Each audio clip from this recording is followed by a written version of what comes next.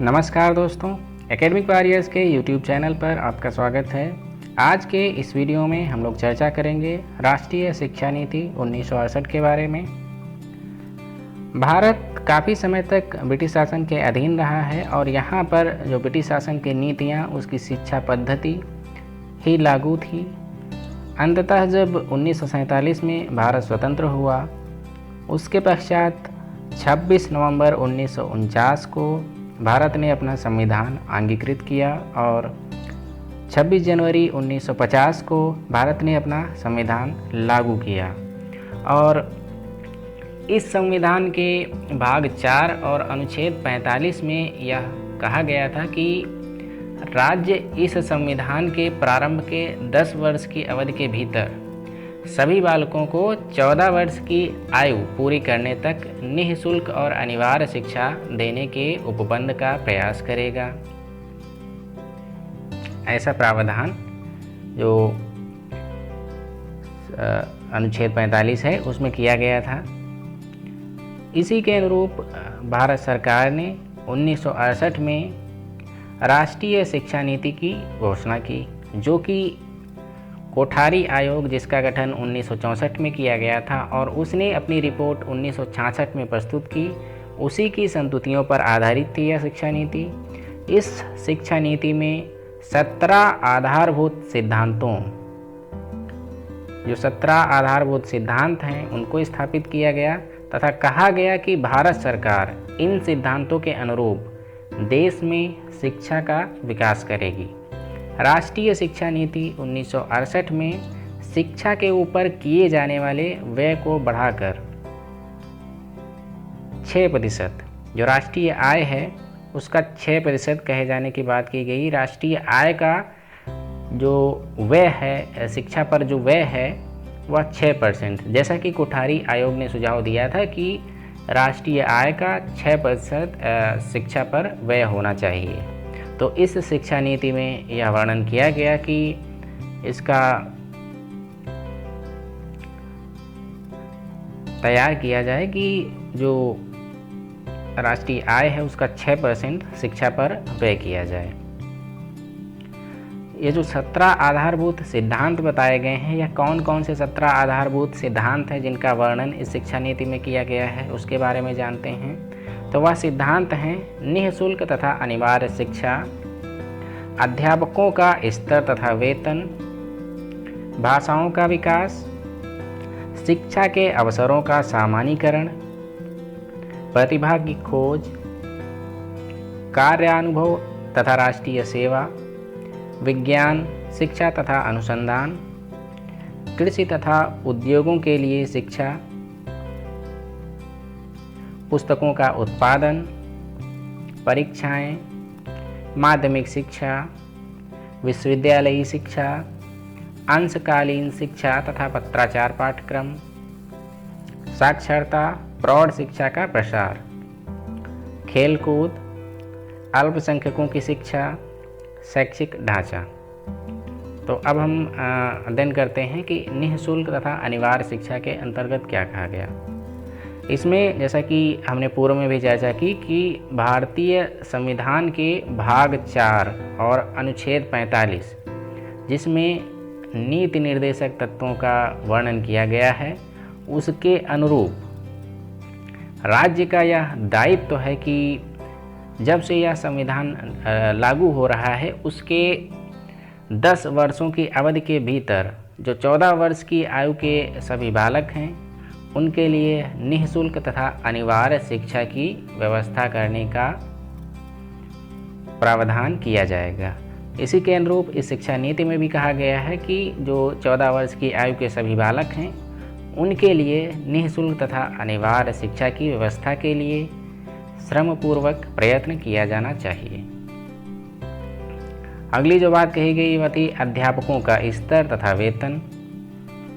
शिक्षा की गुणवत्ता तथा राष्ट्रीय विकास में योगदान करने वाले जो कारक होते हैं, उनमें अध्यापक की सर्वाधिक महत्वपूर्ण भूमिका है। उसके व्यक्तिगत चरित्र व गुणों, शैक्षिक योग्यताओं तथा उत्तरदायित्वों को देखते हुए पर्याप्त तथा संतोषजनक होने चाहिए। जो शिक्षा की गुणवत्ता है हम तभी निर्धारित कर सकते हैं जब हमारे पास उच्च गुणवत्ता परक शिक्षक हों और उनकी शैक्षिक योग्यताएं उच्च हों, तभी हम उच्च गुणवत्ता परक शिक्षा का सपना देख सकते हैं। अध्यापकों को स्वतंत्र अध्ययन करने, अनुसंधान संबंधी निबंध प्रकाशित करने, महत्वपूर्ण राष्ट्रीय व अंतर्राष्ट्रीय संबंधों पर लिखने या भाषण देने की शैक्षिक स्वतंत्रता की रक्षा की जानी चाहिए। इसके अंतर्गत यह कहा गया है कि जो अध्यापक हैं उनको स्वतंत्र अध्ययन करने, अनुसंधान संबंधित विभिन्न कार्य करने, निबंध प्रकाशित करने, जो महत्वपूर्ण राष्ट्रीय व अंतर्राष्ट्रीय समस्याएं हैं उन पर लिखने के और उन पर भाषण देने के लिए शैक्षिक स्वतंत्रता प्रदान की जानी चाहिए। अध्यापक शिक्षा, विशेषकर अंतः सेवा अध्यापकों की शिक्षा पर विशेष बल दिया जाना चाहिए। इसमें कहा गया है कि जो टीचर एजुकेशन है उस पर विशेष ध्यान दिया जाना चाहिए, उसकी गुणवत्ता पर विशेष ध्यान दिया जाना चाहिए तथा जो इन सर्विस टीचर हैं उनकी शिक्षा पर भी विशेष बल दिए जाने की बात कही गई है। अगली जो प्रमुख बात है वह है भाषाओं का विकास। भाषाओं के अंतर्गत क्षेत्रीय भाषाएं। क्षेत्रीय भाषाओं में कहा गया है कि शैक्षिक तथा सांस्कृतिक विकास के लिए एक आवश्यक कदम भारतीय भाषाओं तथा साहित्य का उत्साह के साथ विकास करना है। जो शैक्षिक विकास है, सांस्कृतिक विकास है, उसका जो क्षेत्रीय भाषाएं हैं उसके माध्यम से सांस्कृतिक विकास किया जाना चाहिए। त्रिभाषा सूत्र के बारे में कहा गया है कि राज्य सरकारों को माध्यमिक स्तर पर त्रिभाषा सूत्र अपनाना व लागू करना चाहिए। इस त्रिभाषा सूत्र में क्या था कि त्रिभाषा सूत्र में हिंदी भाषी राज्यों में हिंदी व अंग्रेजी के अलावा किसी एक आधुनिक भाषा जिसमें किसी दक्षिण भाषा की वरीयता दी जाए। तो जो हिंदी भाषी राज्य हैं उनके लिए पहली भाषा हो गई हिंदी, दूसरी अंग्रेजी और तीसरी जो भाषा रहेगी वह दक्षिण भारत की किसी एक भाषा रहेगी, उसको वरीयता दी जाने की बात कही गई है। और तथा जो अहिंदी राज्य हैं उनमें क्षेत्रीय भाषा और हिंदी, उसके साथ साथ क्षेत्रीय भाषा अंग्रेजी और उसके साथ साथ हिंदी को रखा जाना चाहिए, ऐसी बात कही गई है। जो हिंदी वाले राज्य हैं उनको हिंदी, अंग्रेजी व अन्य कोई जो दक्षिण भारत की भाषा हो उसको सम्मिलित किया जाना चाहिए। जो अहिंदी राज्य हैं उनमें क्षेत्रीय भाषा जो हो उनकी तमिल, कन्नड़, तेलुगु, इस तरह की कोई भी भाषा हो वह, और अंग्रेजी उसके साथ हिंदी को सम्मिलित किया जाना चाहिए।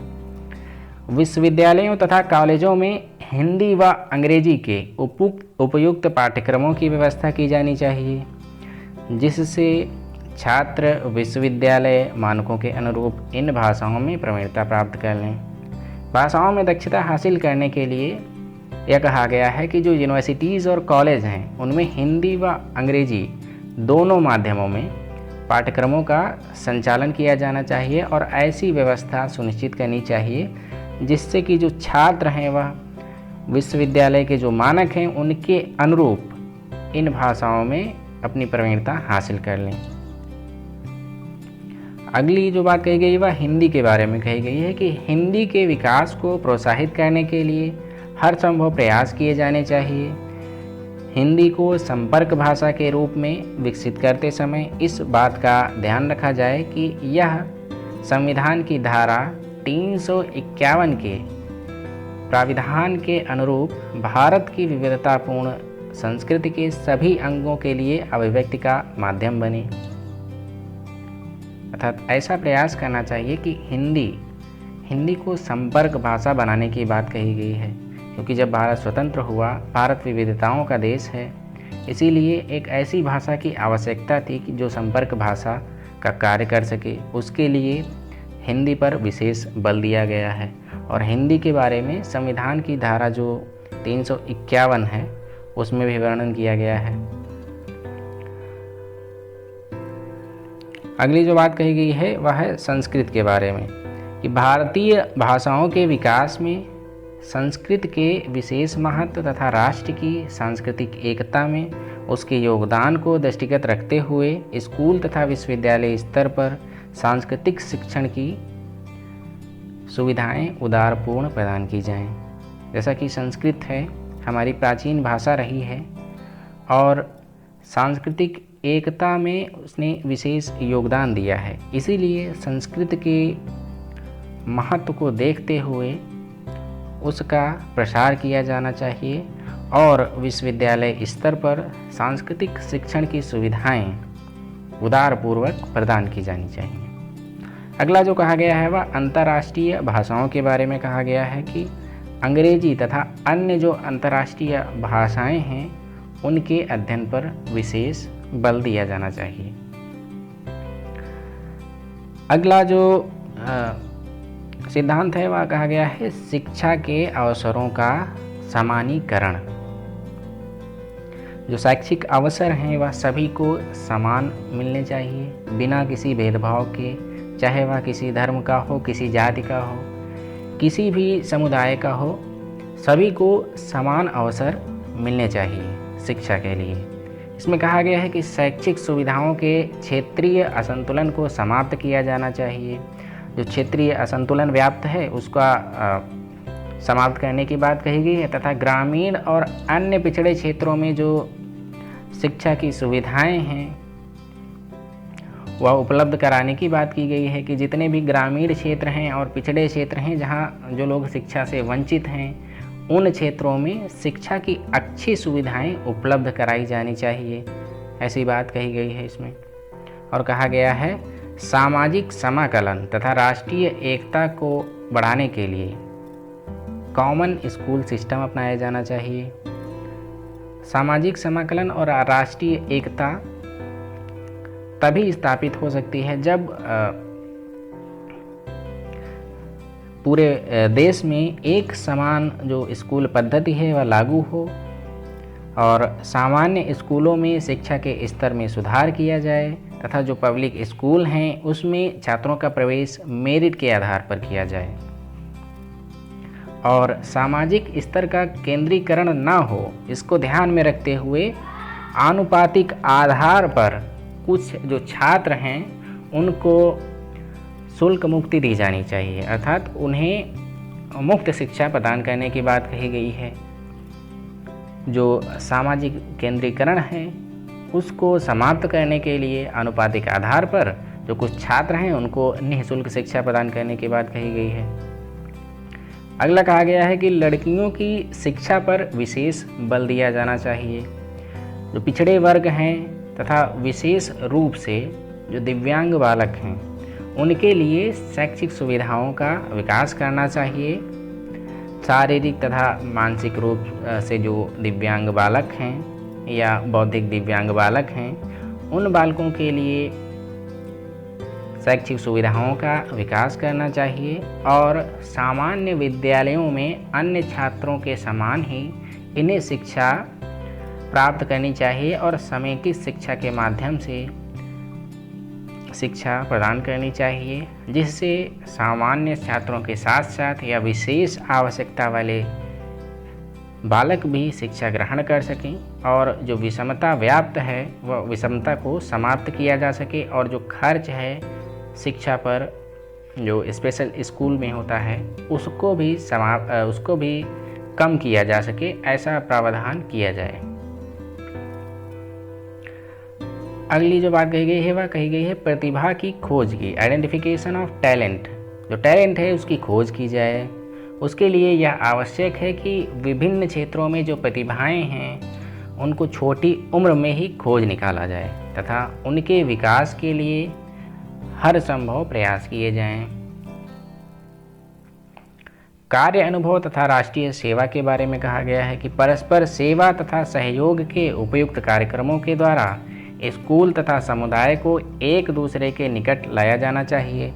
अतः सामुदायिक सेवा तथा राष्ट्रीय पुनर्निर्माण के सार्थक व चुनौतीपूर्ण कार्यक्रमों में भाग सहित कार्य अनुभव तथा राष्ट्रीय सेवा शिक्षा के अभिन्न अंग होने चाहिए। जो वर्क एक्सपीरियंस है और नेशनल सर्विस है उसको इसमें बात की गई कि जो शिक्षा है उसका अभिन्न अंग बनाया जाए। जो कार्य अनुभव है और राष्ट्रीय सेवा है उसको शिक्षा का अभिन्न अंग बनाए जाने की बात की गई। ये जो कार्यक्रम संचालित किए जाएं उनमें स्वावलंबन, चरित्र निर्माण व सामाजिक संकल्प की भावना के विकास पर जोर दिया जाना चाहिए, ऐसी बात कही गई। विज्ञान शिक्षा तथा अनुसंधान के बारे में कहा गया है कि राष्ट्रीय अर्थव्यवस्था के विकास की गति को बढ़ाने के लिए विज्ञान की शिक्षा तथा अनुसंधान को उपयुक्त प्राथमिकता प्रदान की जानी चाहिए, क्योंकि विज्ञान और अनुसंधान के अलावा किसी भी देश की प्रगति नहीं हो सकती है बिना विज्ञान और अनुसंधान में प्रगति किए हुए। इसीलिए जो स्कूल सिस्टम है उसमें विज्ञान और गणित सामान्य शिक्षा के अभिन्न अंग होने चाहिए। जो विज्ञान और गणित है उसको शिक्षा में सम्मिलित करना चाहिए। अगला कहा गया कृषि तथा उद्योगों के लिए शिक्षा के बारे में, क्योंकि भारत एक कृषि प्रधान देश है, इसीलिए यह कहा गया कि भारत के प्रत्येक जो राज्य हैं उनमें कम से कम एक कृषि विश्वविद्यालय होना चाहिए तथा जो अन्य विश्वविद्यालय हैं उनमें यदि आवश्यकता होती है तो कृषि के किसी एक या अधिक पक्षों के अध्ययन के लिए उनसे संबंधित सशक्त विभाग खोले जाएं। तकनीकी शिक्षा के अभिन्न अंग के रूप में उद्योगों के संबंधित जो व्यवहारिक प्रशिक्षण है वह दिया जाना चाहिए, क्योंकि तकनीकी शिक्षा के में व्यवहारिक प्रशिक्षण जो उद्योगों के से संबंधित व्यवहारिक प्रशिक्षण है वह विशेष महत्व रखता है। जब तक हमारे पास व्यवहारिक प्रशिक्षण नहीं होगा तब तक हम उस क्षेत्र में आगे बेहतर प्रदर्शन नहीं कर पाएंगे।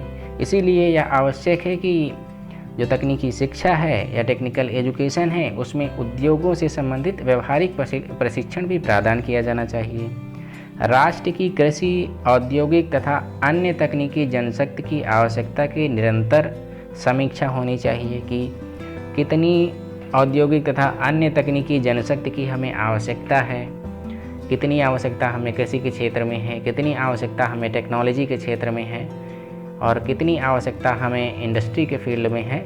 इस प्रकार की समीक्षा होनी चाहिए जिससे हम उसके अनुसार प्रोडक्ट तैयार कर सकें तथा जो शिक्षा संस्थान हैं उनसे निकले जो छात्र हैं व रोजगार के अवसरों के बीच संतुलन बनाया जाए। ऐसा ना हो कि प्रोडक्ट्स हम काफ़ी सारे निकाल दें और हमारे पास जो रोजगार के अवसर हैं वह सीमित हों। इसमें संतुलन स्थापित करने का निरंतर प्रयत्न करना चाहिए कि जितने हम प्रोडक्ट निकालें उसके अनुरूप हमारे पास जो रोजगार हैं वह उपलब्ध होने चाहिए, ऐसा प्रावधान किया जाना चाहिए। अगली जो बात की गई वह पुस्तकों के उत्पादन पर की गई कि प्रोत्साहन तथा पारिश्रमिक की उदार नीति के द्वारा जो श्रेष्ठतम लेखक हैं उनको आकर्षित करके पुस्तकों की गुणवत्ता में सुधार किया जाना चाहिए। पुस्तकों का मूल्य इतना कम होना चाहिए कि साधारण हैसियत का जो छात्र है वह भी उन्हें खरीद सके। इसमें यह कहा गया है कि जो श्रेष्ठ लेखक हैं उनको इस बात के लिए आकर्षित किया जाए कि जिससे जो पुस्तकें हैं उनकी गुणवत्ता में सुधार हो और पुस्तकों का जो मूल्य है इस हिसाब से निर्धारित किया जाना चाहिए कि एक सामान्य जो हैसियत वाला जो छात्र है वह भी उसे खरीद सके। और जो व्यावसायिक कदमों पर स्वायत्त पुस्तक निगम की स्थापना की संभावना पर विचार किया जाना चाहिए तथा कुछ ऐसे मूल्य पाठ्य पुस्तकों के लिए प्रयास किए जाने चाहिए जो संपूर्ण राष्ट्र में चलें। अर्थात इसमें कहा गया है कि ऐसी मूल पाठ्य पुस्तकों के लिए प्रयास किए जाएं जो संपूर्ण राष्ट्र में चलें। ऐसा ना हो कि एक किसी राज्य में अलग पुस्तक, एक दूसरे राज्य में अलग पुस्तक, तीसरे राज्य में अलग पुस्तक। तो इसको समाप्त करने के लिए मूल पाठ्यक्रमों का प्रयास किए जाने की बात कही गई है जिससे संपूर्ण राष्ट्र में जो पुस्तक हैं वह चलें। ऐसी पाठ्य पुस्तकें निर्मित की जानी चाहिए।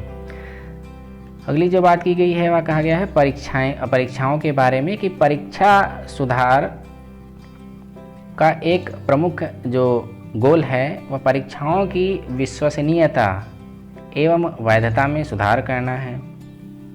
विश्वसनीयता और वैधता में सुधार किया जाए जो एग्जामिनेशन है, तथा मूल्यांकन की एक ऐसी सतत प्रक्रिया बनाना होना चाहिए जिससे छात्रों को अपने उपलब्धि स्तर को उन्नत करने में सहायता मिले, न कि किसी समय विशेष पर छात्रों की कार्य गुणवत्ता को देखकर प्रमाणित किया जाए।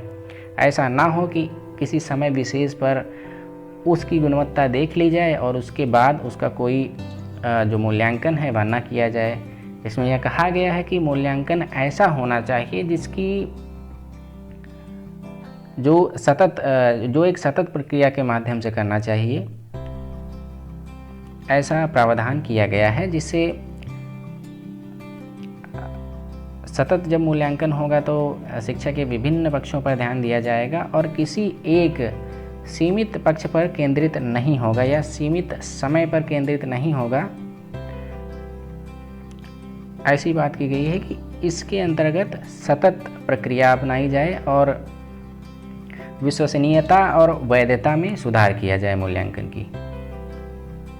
अगली जो बात की गई है वह कही गई है माध्यमिक शिक्षा पर।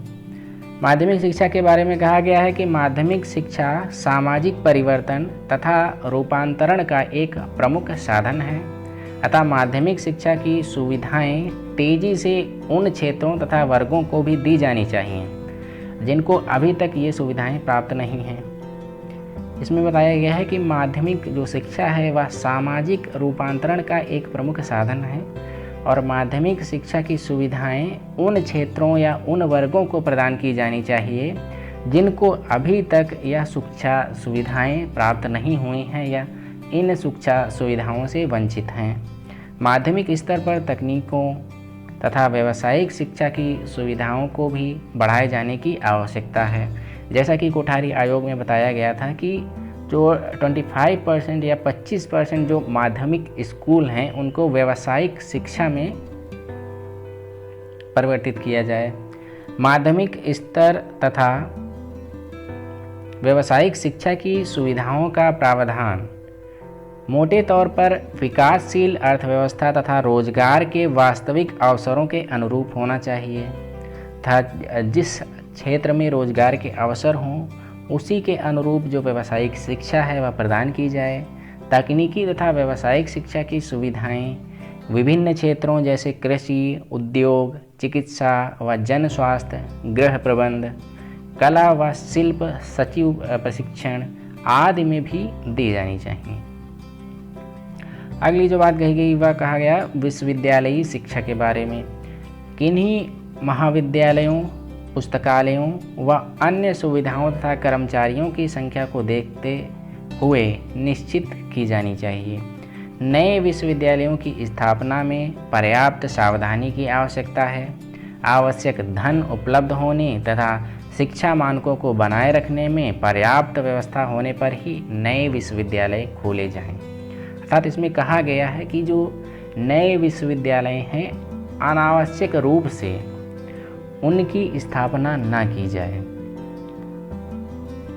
इसीलिए शिक्षा की गुणवत्ता को देखते हुए जितने हमारे पास संसाधन उपलब्ध हैं उन्हीं संसाधनों के अनुरूप या जितनी आवश्यकता हो उसी हिसाब से विश्वविद्यालयों की स्थापना की जाए। जो पीजी के पाठ्यक्रम हैं उनके संगठन तथा स्तर पर प्रशिक्षण व अनुसंधान पर विशेष बल दिया जाना चाहिए। उच्च अध्ययन केंद्रों को सशक्त बनाया जाना चाहिए तथा अनुसंधान व प्रशिक्षण के उच्चतम संभव स्तर के लिए केंद्रों के कुछ समूह स्थापित किए जाने चाहिए। विश्वविद्यालयों में अनुसंधान जो रिसर्च है उस पर अधिक सहायता देने की आवश्यकता है। जहाँ तक संभव हो उन्हें सहायता दी जाए, ऐसी बात कही गई है। अगला जो सिद्धांत है उसमें कहा गया है कि अंशकालीन शिक्षा तथा पत्राचार पाठ्यक्रम यानी पार्ट टाइम एजुकेशन और करेस्पॉन्डेंस कोर्सेस विश्वविद्यालय स्तर पर अंशकालीन शिक्षा तथा पत्राचार पाठ्यक्रमों को बड़े पैमानों पर विकसित किया जाना चाहिए। यह सुविधा जो माध्यमिक छात्रों, अध्यापकों तथा कृषि, औद्योगिक व अन्य कर्मियों के लिए भी विकसित की जानी चाहिए। अंशकालीन तथा पत्राचार्य पाठ्यक्रमों के द्वारा दी गई शिक्षा की पूर्णकालीन शिक्षा के समकक्ष स्तर दिया जाना चाहिए। अर्थात जो पार्ट टाइम एजुकेशन और करेस्पॉन्डेंस कोर्सों का संचालन किया जाए, उनको जो सामान्य जो पाठ्यक्रम संचालित होते हैं उनके अनुरूप मान्यता दी जाए, अर्थात उनके समान माना जाए। जो सामान्य पाठ्यक्रम संचालित होते हैं उनके समान माना जाए पार्ट टाइम एजुकेशन और करेस्पॉन्डेंस कोर्सेज को, ऐसा प्रावधान किया गया। अगला जो कहा गया है वह साक्षरता तथा प्रौढ़ शिक्षा का प्रसार करना। राष्ट्रीय विकास की गति को तीव्र करने के लिए लोक निरक्षरता को समाप्त करना आवश्यक है। अगर हमें राष्ट्रीय विकास की गति को तीव्र करना है, उसके लिए हमें जो लोक निरक्षरता है, तब जो लोगों में निरक्षरता व्याप्त है उसको समाप्त करना चाहिए, और उसको समाप्त करके ही हम बड़े बड़े व्यावसायिक, औद्योगिक तथा अन्य संस्थाओं के कर्मचारियों को यथाशीघ्र कार्यवाहक साक्षर बनाना चाहिए। जो बड़े बड़े व्यावसायिक और औद्योगिक संस्थान हैं उनमें जो कर्मचारी हैं उनको कार्यवाहक साक्षर बनाया जाए। कार्यवाहक साक्षर मतलब वो सामान्य रूप से लिखना, पढ़ना तथा गणना करना सीख जाएं, उन्हें हम कार्यवाहक साक्षर कहते हैं। तो कार्यवाहक साक्षरता उन्हें प्रदान की जाए और कार्यवाहक साक्षर बनाया जाए।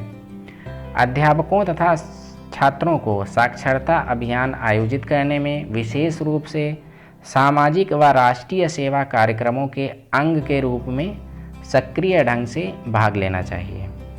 इसके लिए जो कार्यात्मक साक्षरता है उसे स्थापित करने के लिए जो अध्यापक हैं और छात्र हैं उनके द्वारा विभिन्न साक्षरता कार्यक्रमों का आयोजन किया जाना चाहिए। विशेष रूप से सामाजिक व राष्ट्रीय जो कार्यक्रम होते हैं उनके एक अंग के रूप में सक्रिय ढंग से भाग लेना चाहिए जो अध्यापक और छात्र हैं उनको। तभी हम कार्यवाहक साक्षरता को स्थापित कर सकते हैं और अपने देश की राष्ट्रीय प्रगति को गति प्रदान कर सकते हैं। और जो नवयुवक किसान हैं उनकी शिक्षा तथा स्वरोजगार के लिए युवा वर्ग के प्रशिक्षण पर विशेष बल दिया जाना चाहिए। जो नवयुवक किसान हैं उनकी शिक्षा पर विशेष बल दिया जाना चाहिए और शिक्षा के साथ साथ प्रशिक्षण पर भी विशेष बल दिया जाना चाहिए। अगला जो सिद्धांत है उसमें कहा गया है खेलकूद के बारे में। आम छात्रों तथा साथ ही साथ खेल कूद में प्रवीण छात्रों की शारीरिक योग्यता व खेल कुशलता में वृद्धि के उद्देश्य के लिए खेलकूद का विकास बड़े पैमाने पर किया जाना चाहिए। अर्थात जो सामान्य छात्र हैं और जो छात्र खेल कूद में प्रवीण हैं उनको शारीरिक योग्यता के साथ साथ उनके जो खेल है उसकी स्किल में विकास बड़े पैमाने पर किया जाना चाहिए। ऐसी बात कही गई है कि जहाँ पर जो खेल मैदान हैं या अन्य सुविधाएं नहीं हैं वहाँ पर ये सुविधाएं वरीयता के आधार पर प्रदान की जानी चाहिए। अर्थात जो छात्र, कई छात्र ऐसे होते हैं जो पढ़ने लिखने में कमज़ोर होते हैं और खेल के क्षेत्र में काफ़ी अच्छा प्रदर्शन करते हैं, उसके लिए यह विकास उनके खेल के कुशलता कैसे प्राप्त की जाए, इसके लिए जहाँ पर जो खेल के मैदान उपलब्ध नहीं हैं अर्थात जो अन्य सुविधाएं होती हैं खेल से रिलेटेड उनको वरीयता प्रदान की जाए और वह सुविधाएं उपलब्ध की जाएं। अगला जो कहा गया है वह अल्पसंख्यकों की शिक्षा के बारे में कहा गया है कि अल्पसंख्यकों के अधिकारों को बनाए रखने के लिए, उनके शैक्षिक अभिरुचि को बढ़ाने के लिए जो संभव प्रयास हैं वह किए जाने चाहिए, जिससे कि शिक्षा में वह अपनी भागीदारी सुनिश्चित कर सकें और राष्ट्र के विकास में अपना योगदान दे सकें। अगला जो कहा गया है वह शैक्षिक ढांचे के बारे में कहा गया है कि एजुकेशन का जो स्ट्रक्चर है वो क्या होगा। उसके अंतर्गत कहा गया है कि राष्ट्र के प्रत्येक भाग में जो शैक्षिक ढांचा है वह एक समान होना चाहिए। प्रत्येक जो शैक्षिक ढांचा है वह एक समान होने की बात कही गई है, अर्थात पूरे देश में एक समान जो एजुकेशन स्ट्रक्चर है वह लागू किया जाना चाहिए। इसके लिए 10+2+3 ढांचे को अपनाया जाना चाहिए।